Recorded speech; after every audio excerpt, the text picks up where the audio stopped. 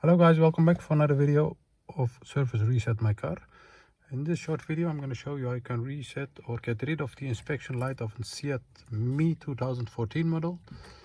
As you can see, when we turn the ignition on, there is an inspection indicator popping up, and I'm going to show you step by step how to get rid of that. Okay, first of all, turn the ignition off. Then we have two buttons over here, the 00 set button and the menu button. We're going to use the 00 set button.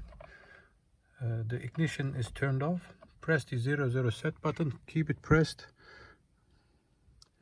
Then turn the ignition on to the second position. Wait a few seconds. Release the 0 set button. Press it again. And you'll see that the indicator doesn't show up anymore. Do the check. As you can see, it's gone now. So once again,